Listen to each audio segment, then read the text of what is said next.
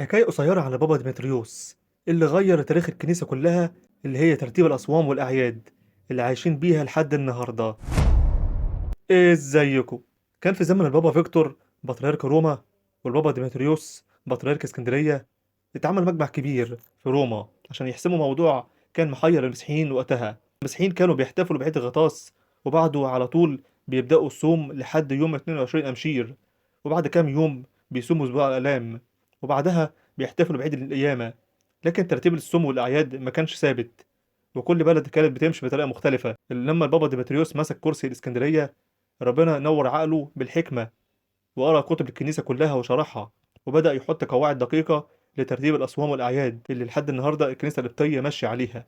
فالبابا ديمتريوس كتب القواعد دي وبعت نسخ منها للبابا فيكتور في روما، والبطريرك مكسيموس في أنطاكيا، وللأسقف أغابيوس في أورشليم.